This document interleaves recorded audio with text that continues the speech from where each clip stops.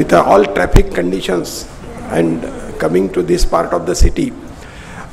We'll start now, and I request our President, Mr. Yogesh Kothari, to escort Mr. Mihir Shah to the stage.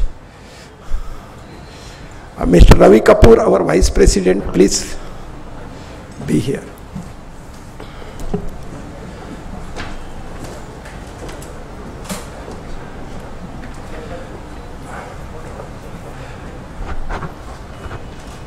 According to the confirmation what we got, the people who have confirmed to come, we would have thought that these chairs will be short in number, but maybe probably because of rain and transport problems, number of people are less than expected. But the people who are here, they are very eminent, and the personalities who's who in the chemical industry. So I am sure this is going to be very interesting session with Mr. Mihir Shah. Now I will request our President Yogesh Bhai to give his welcome speech. Thank you.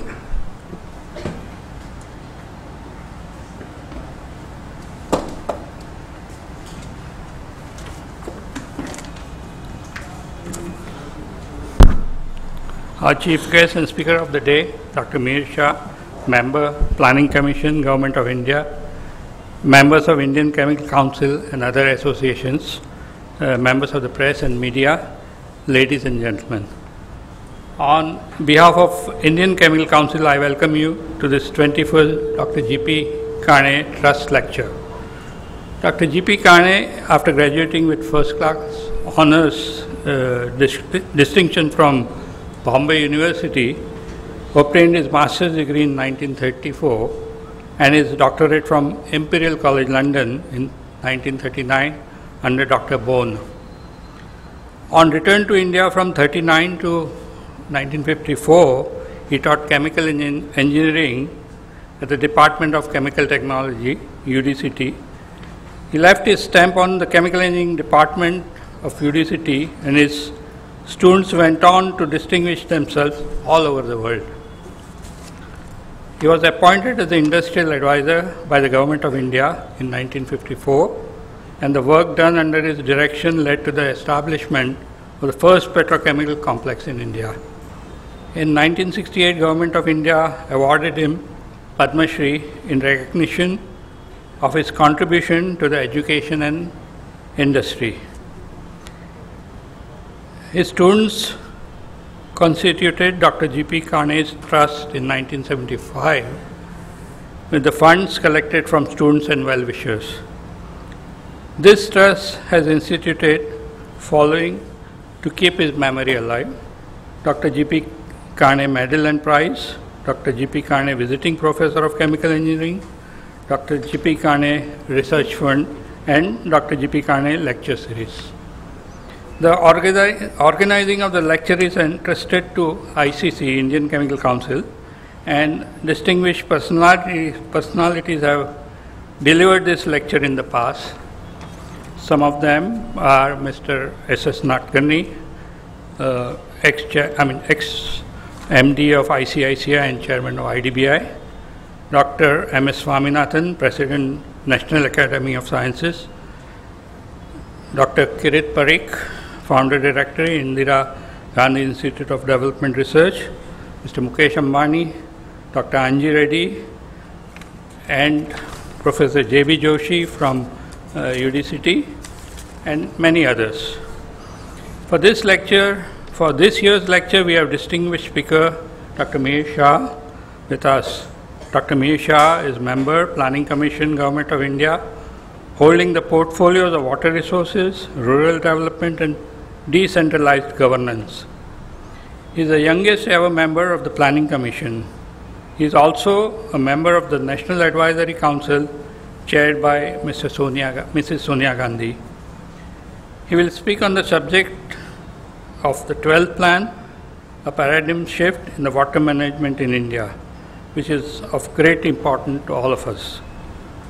I now request Dr. Shah to make his presentation, and of course we'll have a floral. Before Mr. Shah makes presentation, I will ask Mr. President to welcome Mr. Mir Shah with flower of bouquet. Thank you.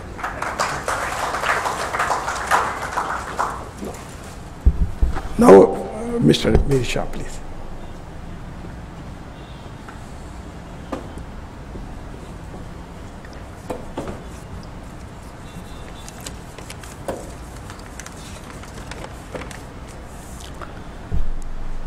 Distinguished gentlemen on the dais, my respected Lion Shri Ashok Mehta, and friends.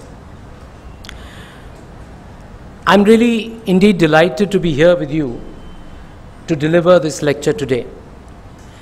I'm particularly happy about the timing of this lecture because, as you all know, we have just completed the formulation of the 12th five-year plan. And in many respects, as I will elaborate today in what I say, this plan marks a major break from the way we have been doing business in various sectors, including the water sector, over the last more than 6 decades since independence. What I will try to share with you today is why I say that there is a paradigm shift.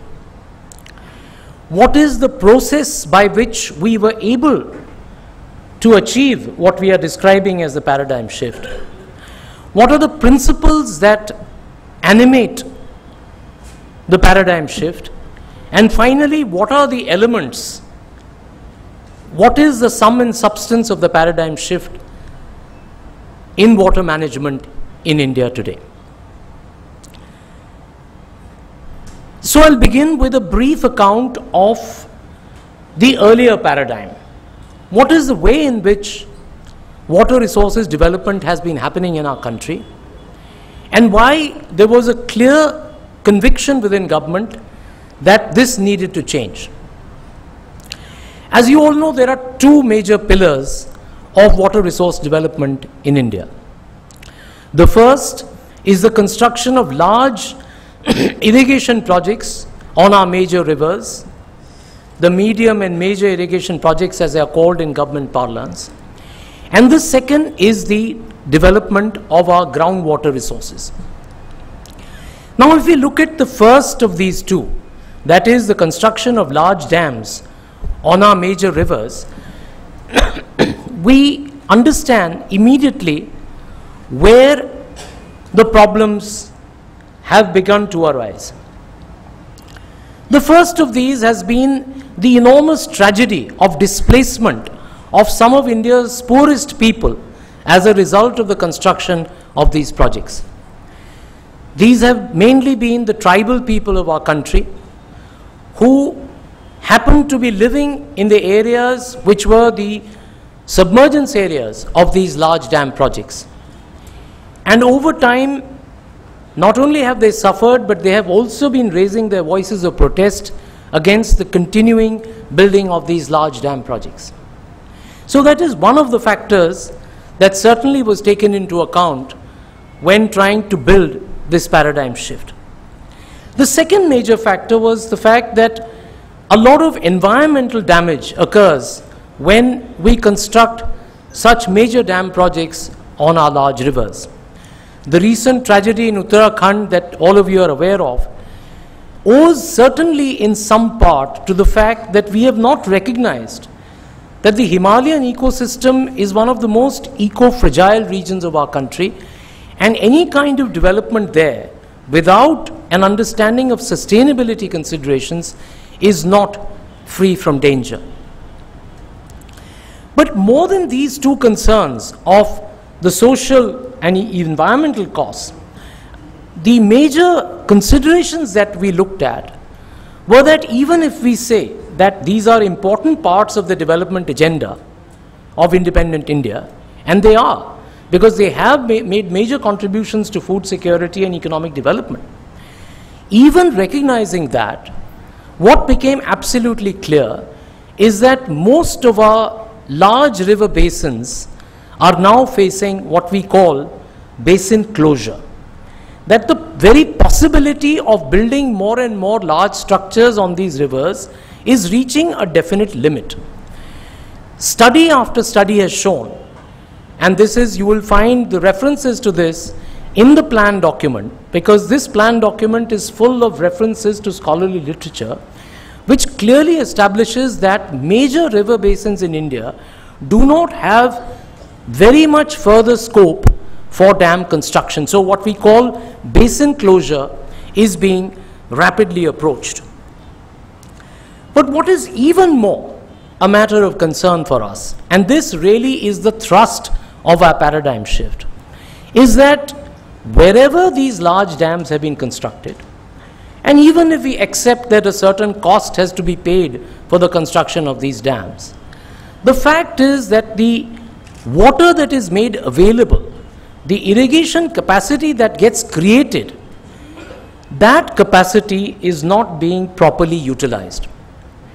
That capacity of adding to irrigated area, that evidence we are not being able to get. So what we have, what the plan document describes therefore, is a widening gap between the capacities created and the capacities utilized. And a lot of what I'll talk about today is to unlock this riddle as to why is this happening? Why is this happening that even if we go ahead with the construction of these dam projects, they do not seem to be contributing to the extent that they could if we had a different approach, if we had genuinely a paradigm shift in which we look at the water that is stored behind a large number of these dams. And so we have a twin phenomenon today.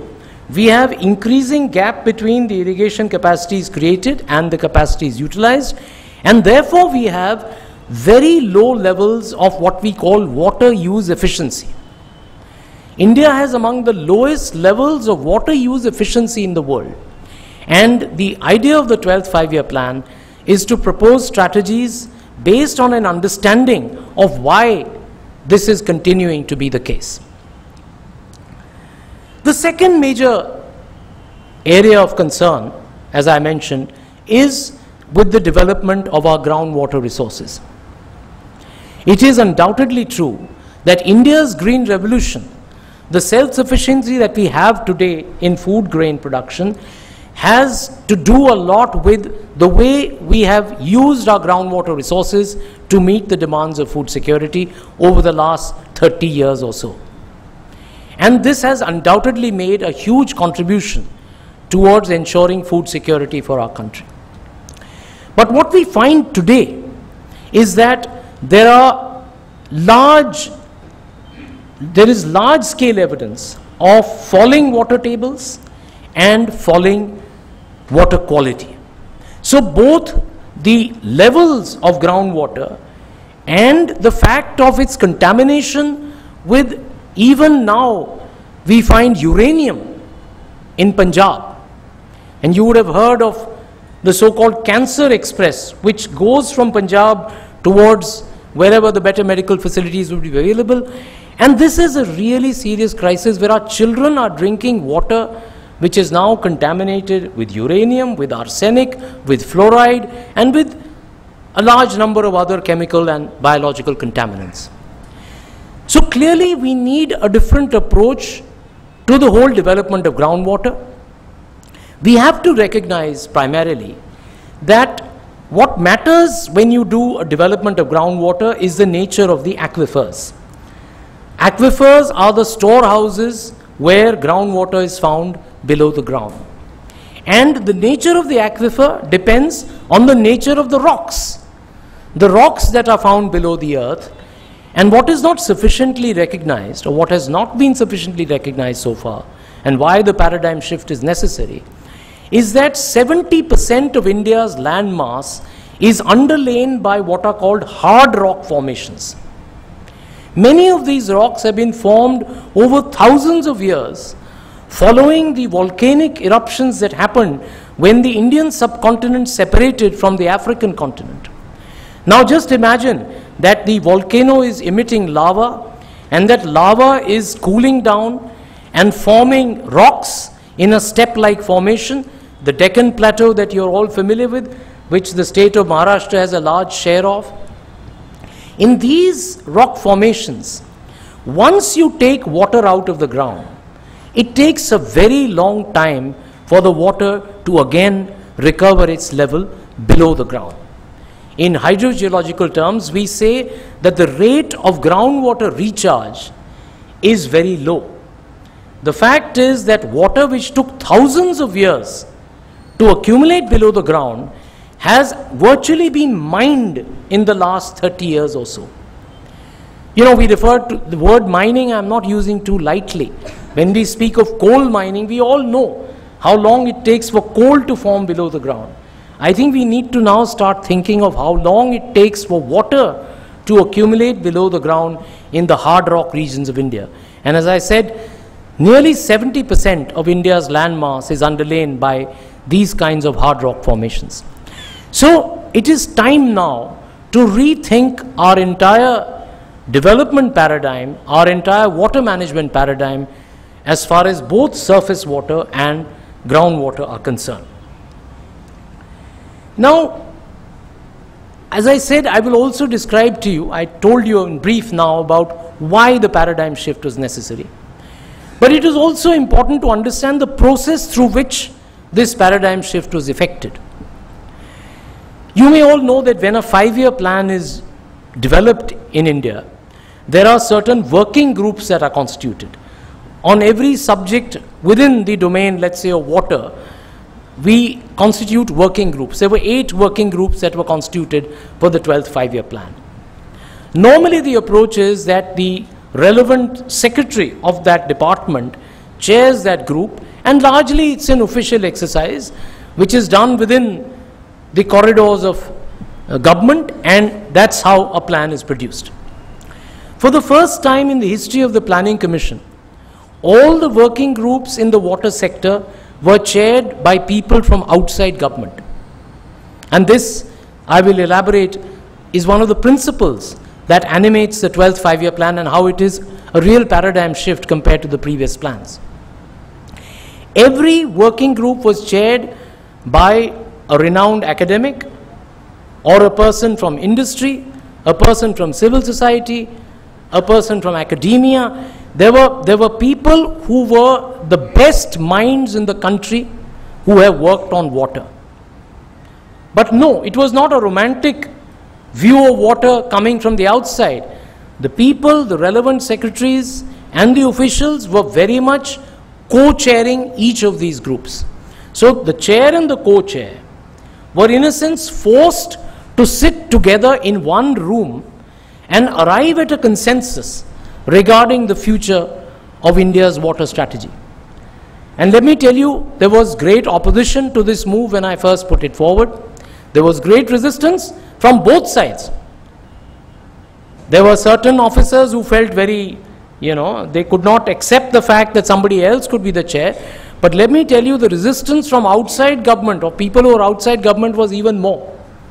Because there was such skepticism about the possibility of changing anything within government that I got, some of these people I know personally, so they could take the liberty of almost giving me a kind of shouting as to how can you even suggest such a thing, because it will be a waste of our time.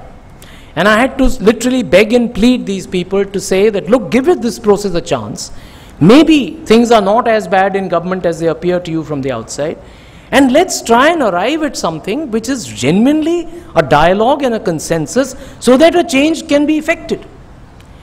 And let me tell you, at the end of the process, and it's a long story and I have to cut it short given the constraints of the lecture, there was a consensus arrived at, but as far as the level of happiness on both sides of the table, the happiness levels were not as high as they would have liked them to be, because both sides had to come down from the high horse that they were occupying.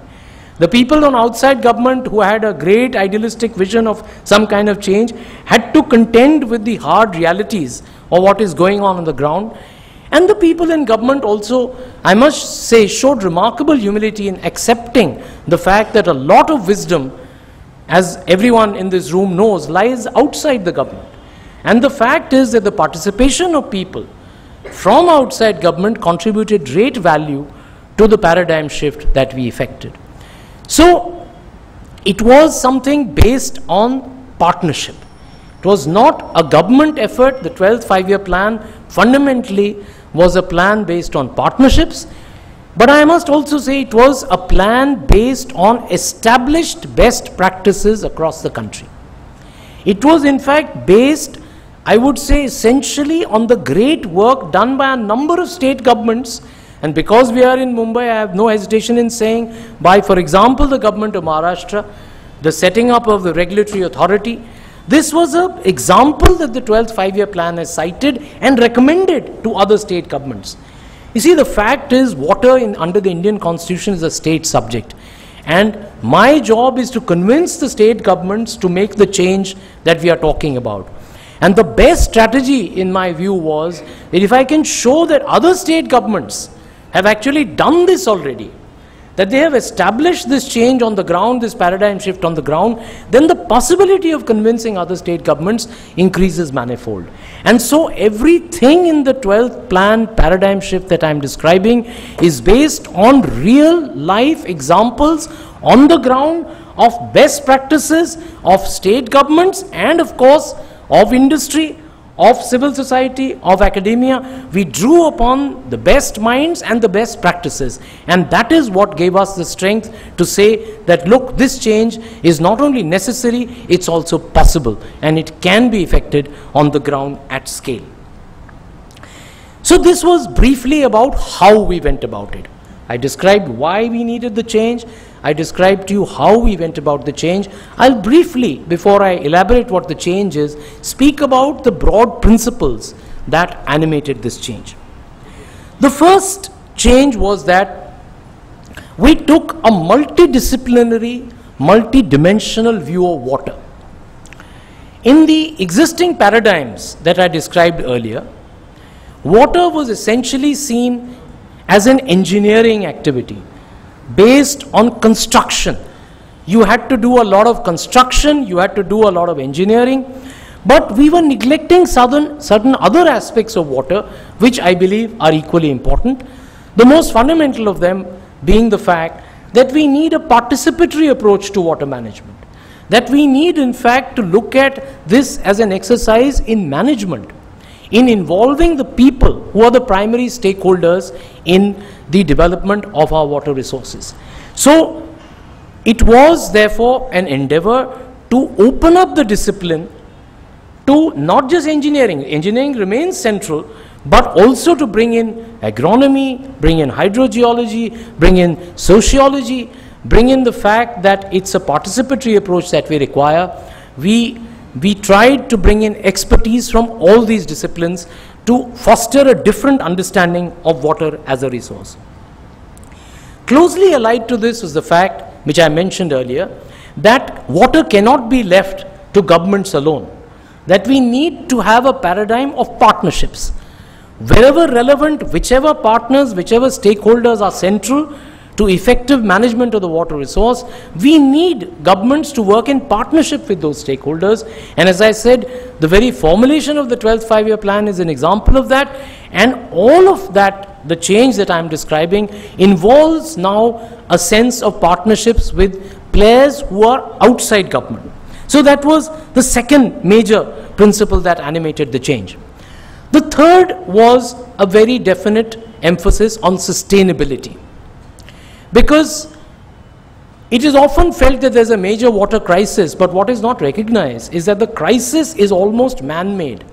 It's a crisis that we have brought upon ourselves because we have not adopted sustainable solutions. And I'll be describing what I mean by that in the elements of the paradigm shift. This applies to agriculture, this applies to industry, and I will explain how. So sustainability was our guiding principle.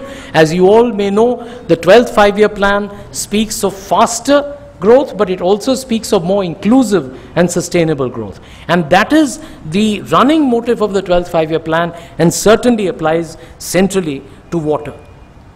And the fourth most important principle, I believe, is that we brought the best science to bear on what we were saying in terms of our paradigm shift. It is not just something which was thought of out from thin air. It is based on hard science in each case. In each case, we had the best science being marshaled and deployed to support the tenets of the paradigm shift. So I would say these are our 4 major principles which animated the paradigm shift. And now to come to the 4th and the most elaborate part of what I have to say today, what is it? What is this paradigm shift that we are talking about? The first element, as I mentioned, was looking at our large irrigation structures and looking at them with very different eyes. What the 12th five-year plan says is that India has created so much irrigation capacity. See, it goes beyond the debate on big dams. It goes beyond all these conflictual issues. It says we have a win-win out here. And let's go for the win-win. What is the win-win? That there is already water stored behind all our large dams. But what we have neglected is command area development. We have focused essentially on construction. We have focused essentially on the engineering part. We have not focused on the management part. We have not seen how this water can reach the farmers, for example, for whom it was meant. We have not seen how we can improve water use efficiency, how we can really transfer the management of irrigation. This is called irrigation management transfer in international terms today, and all countries are now moving towards irrigation management transfer, which means you transfer the management of the command areas to the primary stakeholders, and then dramatic results follow. And this was based again on experience of best practices in states like Andhra Pradesh, in states like Maharashtra, in states like Gujarat, where this has been attempted. Of course, it's not been attempted on a statewide scale, and that is a problem. It is, in a sense, located in oases of excellence. There are areas which show us how it can be done. The challenge of the 12th five-year plan is to take it to scale, take it to a national level. And therefore, what we have said is, we have created what we are calling a National Irrigation Management Fund. What this fund will do is to incentivize reform. See, Mumbai is a city which speaks the language of reform. And what I want to urge upon all of you is that the definition of reform has remained restricted to certain terms which all of you are very familiar with. But we need to now broaden the meaning of the term reform. We need to include in it what we are calling this entire paradigm shift, the reform in the way you manage water, in the way you manage the water of your irrigation commands. See, if you try to impose the notion of pricing of water in a top-down manner, there is major political resistance. All of us are aware of it. Whenever I speak to chief ministers, their first reaction is, no, don't talk to me about pricing of water. But what I tell them is of examples where the management of water has been transferred to the Water Users Association, where people feel that they are the owners of the water. In every such instance, the farmers are prepared to pay what we are calling irrigation service fees. They are willing to pay once they know that they will get the service.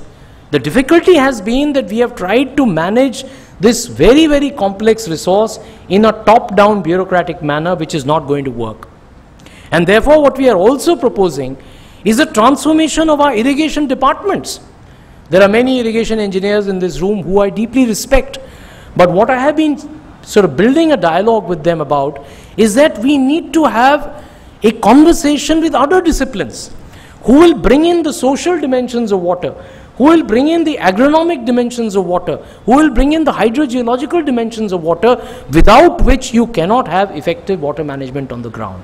And so irrigation departments, we are incentivizing them to become more multidisciplinary, have people from different disciplines who are also professionals, who will enable this transformation of the management of the large irrigation commands of this country.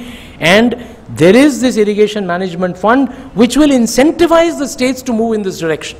So what we are saying is, to the extent that you do irrigation management transfer, to the extent that you do devolution of authority to the command areas, to the people in the command, you will be able to draw from this irrigation management fund, to the extent that irrigation service fees are charged and those fees remain with the water user associations. Because the operation and maintenance of our irrigation systems is in deep disrepair. They are in a state of neglect. The irrigation departments are starved of funds, they're starved of human resources. So the best way possible is that if the water users associations take charge of managing these systems at the farm level and charge people, their primary stakeholders, for the irrigation services provided, this becomes a win-win. So what we are saying is, we must focus on the completion of the irrigation projects already underway. The tragedy is that, given the kind of political compulsions that seem to arise, the attractive option is to keep announcing new projects without paying attention to the fact that so many projects are lying incomplete and they have huge potential to add to the irrigated area of our country. And this is the kind of change that some states are already have effected, and we believe other states can follow their example and make a big change, which gives us, as I said, a win-win situation.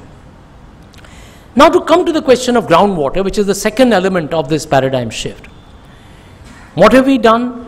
We have essentially said, let's extract more and more groundwater. There is no price that is charged for the extraction. There is no price that is charged for the electricity that is used for this extraction. And what has it done? It has, yes, contributed to food security, but what it has also done is that it has led to a plummeting of the water tables. It has led to, as I said, a major problem of water quality. So what is the way forward? Again, we get examples from across the country. Again, there are examples in Maharashtra, there are examples in Andhra Pradesh, there are examples in Madhya Pradesh, where once again a more participatory approach to aquifer management has been devised, where the primary stakeholders, an aquifer, typically there will be hundreds of farmers dependent on the water that is found within one aquifer. The problem has been the fact that individual farmers extract water creates a competition between farmers, which becomes destructive of the resource that they are competing for. So if I go to 400 feet, my neighbor must go to 450. Otherwise, his water table will fall if it was at a level of 350, as you all know. And this becomes a competitive, destructive extraction of groundwater which knows no end. And finally, as I said, we have ended up mining groundwater which took thousands of years to collect below the ground in a period of about 30 years. So what is the solution? One of the ways in which we thought this can be solved, and which farmers across the country have shown the way, we have now initiated what we are calling a National Aquifer Management Program. It's a tragedy that despite groundwater being the most important source of water in our country, which provides 2/3 of our irrigation water and 80% of our domestic water needs, we have not had this kind of program before, but now we do. And what is this program going to do? The first thing it's going to do is to map the aquifers of India. We have had maps, we have had aquifer maps, but they have been at a scale which do not prove useful for management of this resource at the ground level. So what we are doing is to map the aquifers, and this is based on the work of a Nobel Prize winner in economics. She was actually a political scientist, Elinor Ostrom, but she was given the Nobel Prize in economics because of her work on the management of common pool resources. A common pool resource is one over which no individual has control, but individuals are extracting something which is actually a common resource. And what the first design principle, she had 8 design principles of what she called governing the commons. The first one was that in order to be able to effectively govern a common pool resource, you must know its boundaries. You must know how much of it you have. What is it that is there? And the tragedy is that we still don't know that. In the aquifers of India, we still don't know that. So we have now launched a National Aquifer Management Program. It's not going to get completed within the 12th plan period. It will spill over into the 13th plan, maybe even into the 14th plan. But the fact is, better late than never. We have now started this process. We are working with every state government to try and see that this process is given momentum.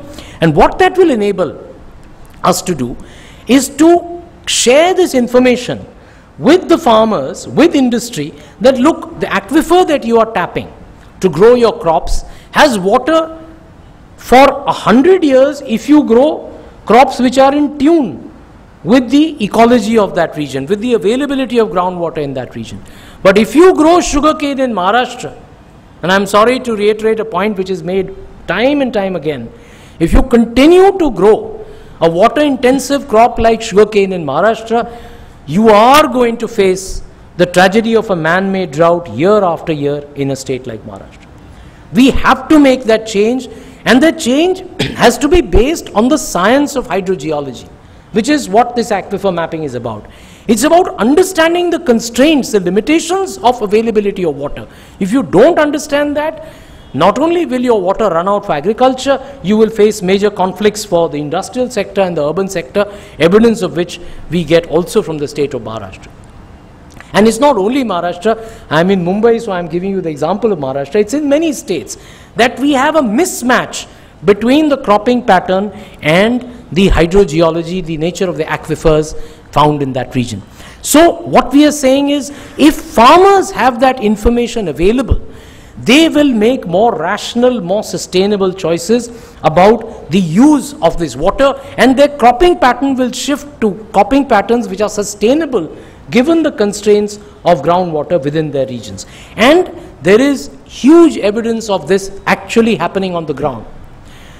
1 million farmers in Andhra Pradesh, in areas with hard rocks, which I was talking about, with very low rates of groundwater recharge, have got together to manage the common pool resource called groundwater, and they have shifted their cropping pattern towards the dryland crops of India, so that they don't keep extracting unsustainable amounts of water. And the fact that irrigation makes this kind of economy, improves its water use efficiency, releases a huge amount of water for the rapidly urbanizing and industrializing economy of India. Therefore, the crucial change that we have to bring about, and why I'm spending so much time on agriculture water use efficiency, is that unless we understand the value of water, unless we are able to manage it more sustainably in the agriculture sector, the entire economy gets jeopardized because of the wasteful use of water within agriculture. So this is the second part of the paradigm shift that we are speaking about. Now there is a third, very connected element of the paradigm shift, which is the fact, as I mentioned, that if you continue to provide power free of cost to agriculture, you are in a way incentivizing the extraction of groundwater in an unsustainable manner.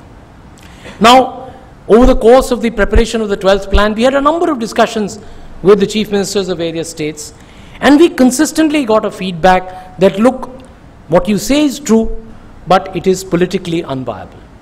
To charge for power will undermine the fundamental basis on which the Green Revolution was founded. So, what we did, and that is the imaginativeness of the paradigm shift in the 12th plan, it's a practical paradigm shift. It's not an idealistic one. As I mentioned to you, certain people across the table were very unhappy.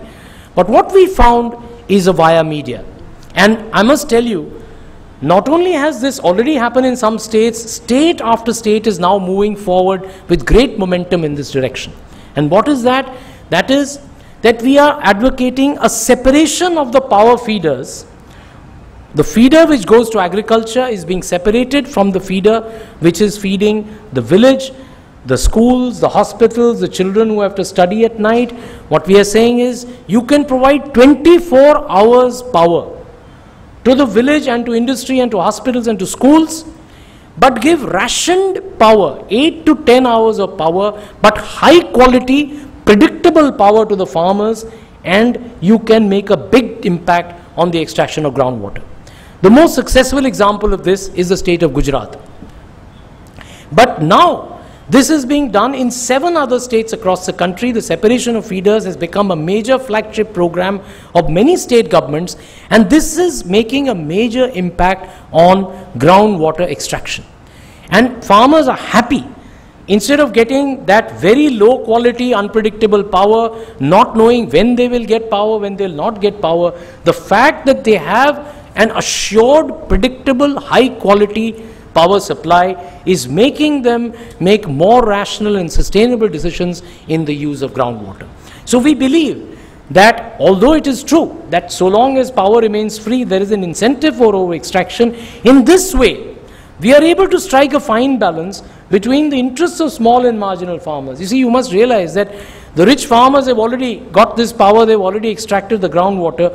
If we impose very heavy tariffs on agriculture, this is what the Chief Minister has told us, and we respect the voice of the political class. You know, it's very easy to debunk them, but they are the ones who are responding to the interests of the electorate. And what we believe is therefore that the 12th plan has struck this kind of golden mean, where you will be able to provide that power, but you do it in a manner which rationalizes the use of power and actually improves the health of the DISCOMs as well. So it's been a tremendous win-win, where the farmer's interest, the interests of the power companies and the interests of the urban consumer all are being met through this kind of win-win solution, which we call breaking the groundwater energy nexus, because this is the nexus which has fueled the decline in the water tables in our country.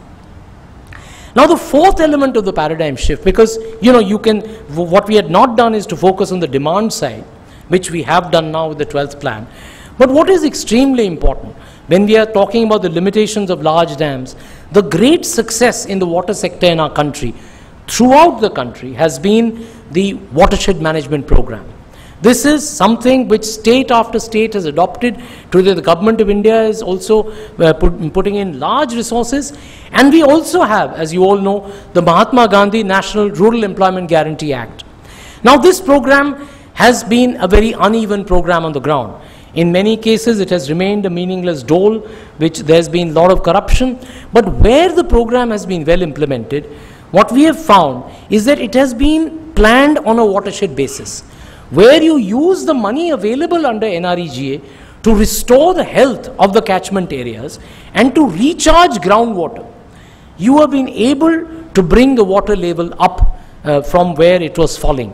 And again, the biggest success in this regard is the state of Gujarat, where it's a combination of the previous reform that I spoke about, that is breaking the groundwater energy nexus, but also doing a lot of watershed management on a very large scale in a very effective manner in partnership with civil society. We have found that Gujarat has been able to reverse the trend of falling groundwater table. In the last decade, water tables have begun to recover. And this is a very dramatic success which we have noted in the 12th five-year plan. Now this is being done across the country. What we have done, I recently chaired a committee to rewrite the NREGA guidelines. What we are calling it MG NREGA 2.0. And the focus of the program now is really on building high quality assets and improving the productivity of water and of agriculture. So what we are saying is, use this money, this huge amount of money that is available on demand. It's a demand-driven program. Wherever people demand work, they will be provided work. But let that work be for the creation of those assets which will help improve the water table. And this is now happening. More and more states are moving in this direction. It requires huge inputs into building capacities of those who have to undertake this program. But we are moving ahead, and we are getting more and more success where the watershed approach has been adopted in the NREGA. So these were four elements of the paradigm shift that I was speaking about. Now, what is often neglected is what I am calling now the fifth and sixth elements of this paradigm shift. In fact, I should say fifth, sixth and seventh. What is the fifth element of the paradigm shift? The fifth element is that we must look at drinking water and sanitation together. The problem has been that we have tried to implement drinking water programs without assuring safe sanitation to our people, thereby endangering the quality of the water that we provide through our drinking water schemes. By the same token, we have tried to undertake sanitation without having the availability of water that is required to make sanitation successful. And so the 12th five-year plan is now saying that both drinking water and sanitation in both rural and urban areas will have to go together. So we will not have a single project under JNNURM, and this is the sixth element of the paradigm shift, which is about water and not about sewage. You will have to do sewage treatment along with the whole provision of water in our urban areas. And this will ensure both higher quality of the water that you provide, but also greater quantities of water that you can provide. Our record of sewage treatment is among the worst in the world. Compared to the capacity that India requires to treat its waste, we have about 30% of what we require, what we have created. And most of it is concentrated, I'm sorry to say, in the two cities of Delhi and Mumbai. In the rest of the country, the sewage is going untreated, it is mingling with drinking water and creating a potential health havoc on the horizon.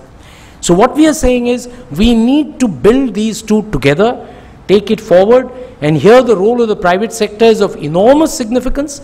And as I said, the 12th plan is all about building partnerships. We believe that there is technology available across the world. This is not rocket science. The cost of this recycling is very low. If you look at the payback periods of these investments, they are often as low as 2 to 3 years. And I'm not talking CSR here. You know, the whole culture of CSR has grown, and you know, we are all worried what will CSR do, and we are very hopeful what CSR can do. The fact is, this is in the self-interest, the enlightened self-interest of Indian industry, and this is my 7th element of the paradigm shift, that Indian industry has to come of age. We have to do much more of recycling and sewage treatment and use that so-called grey water in so many of our industrial processes. To give you just one example, the thermal power industry in India, which consumes almost 80% of industrial water. And the cooling towers in these thermal power plants are using fresh water. Indian industry has among the highest water footprints in the world. What do I mean by water footprint? It's an ecological term which has been devised to understand first the fresh water that you consume, the extraction of groundwater which we are talking about, which has got a soft drink manufacturer in Kerala into direct conflict with the Gram Panchayat, who's saying that you're taking away my drinking water to build your soft drink factory. And I mean, it's an absurd thing that they went to court, etc. The good news, however, to this long story is that I'm working closely with that company now, and they are in competition with their immediate competitor, and no prizes for guessing who I'm talking about, to become more green than the other. So it's a good situation now that they've realized that their brand has taken a hit, because if you start making people feel that if I have to have that soft drink, I'm going to be depriving somebody of their drinking water requirements, it's a very serious situation, and they've realized that, and they are transforming themselves into a company which is much more green in its practices, which is understanding that they need to reduce their dependence on fresh water. But the second part of the water footprint is that you must not dump your wastewater into the environment. You must not dump your wastewater untreated into the aquifers and into the rivers where our drinking water comes from. And the fact that drinking water quality is deteriorating, one of the major elements is that we are dumping untreated effluent into the primary sources of water. So water footprint must be reduced, both in the sense that you use less fresh water, but also in the sense that you treat the water before you dispose of it. And in fact, you should treat the water in a way that you can constantly reuse it. You know, a country like Singapore, if you visit that country, you are using grey water for the semiconductor industry, which has very high quality requirements of water. And the children in Singapore are all drinking grey water. There is a campaign in the schools of Singapore to, the children are the champions of the future, as they should be. And they are telling the adults who are still hesitating to drink that water that, look, we are drinking it every day and we are fine. So this consciousness that we need to do much more to treat our wastewater, to reuse our wastewater, to reduce our dependence on fresh water, and to stop contaminating our fresh water sources, I believe is a very important element of the paradigm shift. There are lots of measures that we are initiating. We are saying that along with the energy audit, there will be a water audit every year of every company in the annual report. We are talking of voluntary compliance at this stage, but at least we monitor what is your water footprint today, what is it tomorrow, and have a roadmap for going towards as low a water footprint as possible within the next decade. And you know, we are having this meeting tomorrow, but I'm also talking in Delhi with CII and FICCI, and I must say I'm encouraged by the response I'm getting. And as always, it is crisis, I believe, that is driving the reform. That I think industry is now realizing, and I'm sure they have the technical competence to understand, that the payback period involved, as I said, is so low. The investments are showing such high rates of return that it's not therefore to be reduced as a token CSR activity, but should become integral to the plans of expansion and development of every firm in this country, and this is in their own self-interest. Otherwise, we are hearing cases of plants having to shut down in certain seasons of the year where there is no water. I've gone to states in the country where I'm finding evidence of this. And I think this recognition must spur the reform that we urgently require in the industrial sector. The eighth element of the paradigm shift is about another major crisis that the country faces year after year, and that is in the area of flood management. We have had the Uttarakhand tragedy recently. We have year after year floods in the states of Bihar, Assam, West Bengal, etc. And all we do, what is our response? In the plain areas, we constantly keep building embankments. It's an obvious knee-jerk reaction. Water is coming, stop the water from coming. What does it do? It pushes the water downstream. It's a child's, play. Anyone can understand this. But this has been the repeated experience that we keep building embankments, we keep pushing the flood downstream, we increase the rates of siltation, so the water levels rise further and further every year, and we compound the problem. This is, in philosophical terms, it's what is called vicious infinite regress, which means where a solution to a problem actually becomes a reason for the problem becoming worse. So that's the kind of the practice that we have been doing in flood management. I've been scouting for the best practices across the world, and it'd be no surprise to you that the best practice comes from a country like Netherlands. A country which, the level of land there is so low that they've been grappling with this problem for centuries. And what they are speaking about, and what the 12th plan speaks about now, is a new approach, what we call the room for the river approach. That we have a very different understanding of floodplains, we have a very different understanding of drainages. See, in all of these states, whether you take Bihar, you take Assam, there have been traditional systems of local drainage, where water is allowed a passage through the village. Why should I talk of Bihar and Assam? I should talk of Mumbai. I should talk of the Mithi River in Mumbai. I should talk of the flood that happened very recently in your own city. Why did it happen? Because we have destroyed the drainages in the Mithi River. We have encroached upon them. There are considerations of real estate, etc., etc. I don't need to elaborate to this audience the political economy of that. But let the citizen of Mumbai raise her voice that without allowing the water to find its way, we cannot have a sustainable economy. If the financial capital of the country can be threatened in that manner, just think of what's happening in the remote areas of Bihar, Assam and Bengal. And I must tell you, I'm working with the Chief Minister, for example, of Bihar. We had a 3-hour session on this new approach. All the engineers who have been advocating the embankments were there.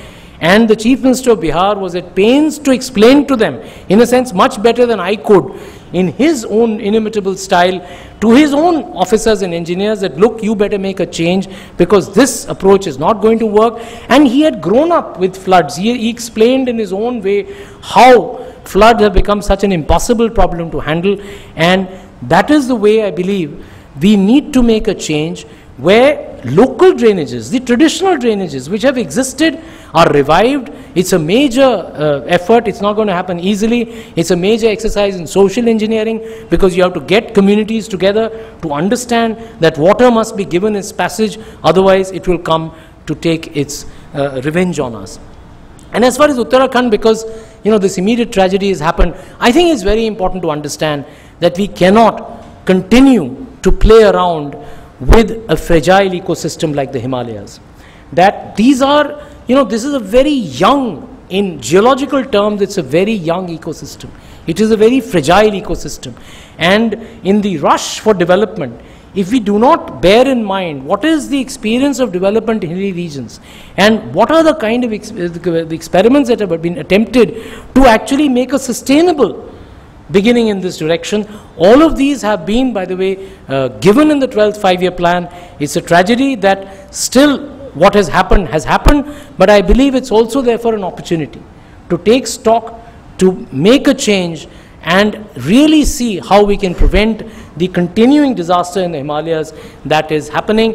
I am now working with the International Institute in Kathmandu, which is dealing with mountain development, ICMOD, and they are coming to the Planning Commission to tell us how we can avoid these tragedies being repeated in the future.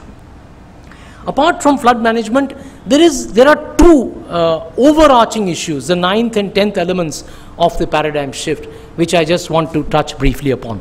The first is the importance of data development and management. You see, the problem is water resource data is so confidential in our country, it's not available. Not only to the citizens of the country, even to the decision makers. So we had a working group specially constituted in the 12th plan. It was headed by Professor A. Vaidyanathan, a former member of the Planning Commission, one of India's leading experts on water. And he has now proposed all the kinds of reforms we need to make. And if you read the new national water policy, we have made a great commitment to transparency in water data sharing, which will enable better management practices, better governance structures to be informed by the availability of the latest data. The 10th and final element of the paradigm shift is again an overarching element, which is the legal and institutional structure within which all of this needs to happen. And I'm talking of a lot of programmatic changes, but are our laws aligned and facilitating the way in which we want to make this paradigm shift happen? So what we are saying is, yes, water is a state subject and we are committed to continuing that constitutional position. We are not for centralization of water. I want to make that very clear because there is a lot of misunderstanding on this issue. In fact, we are for deeper devolution of authority on the question of water. But what we are saying is that across the country, across the states, there needs to be an agreement on certain principles which would be animating all water resource development across the country. And that is what we are calling a National Water Framework Law. It's a framework law.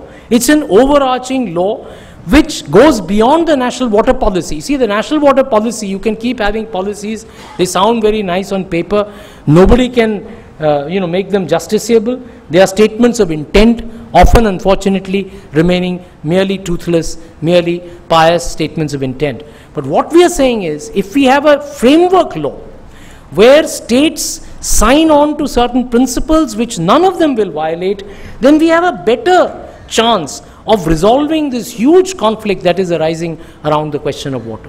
And the route that we have suggested is the route of Article 252 of the Indian Constitution, which says that state governments, the state assemblies, will pass this law.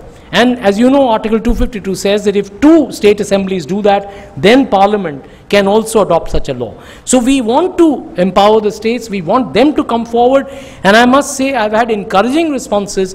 We have these annual plan discussions with the chief ministers every year in the Planning Commission, and I would say that at least 2 chief ministers, if not 4, have now said that they would very seriously look at trying to pass the National Water Framework Law in each of the assemblies, so that we have something in our hand which we can say is justiciable, where certain common principles, this paradigm, so to speak, animates actually in real terms water management across the country. I'll give you one example of that and then I will close.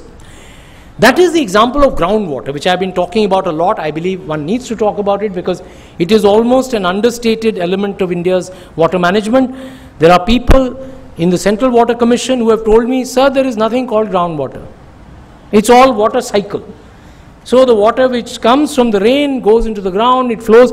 I mean, they in fact are in denial about the very existence of groundwater. So I must say that therefore we need to reiterate the importance of this resource, because this has been the foundation, as I said, of the green revolution and of the livelihoods of millions of farmers in our country, apart from providing water to industry, to the urban households, etc. Now, what is the law governing groundwater in India? It is the old British common law. What does British common law say? That whoever is the owner of the land is the owner of the water below that land. And what does that do? It gives you unlimited license to extract as much water as you like, and it doesn't matter if in doing so you jeopardize your neighbor's right to even basic water. in your rush to either set up the soft drink factory or to grow sugarcane, you are endangering even the right to drinking water of people in the area. So what we are saying is that we want the principle of the public trust doctrine. Recently, the Supreme Court, in many of its pronouncements, has been speaking of what it calls the public trust doctrine. The doctrine says that the state, at its most subsidiary level,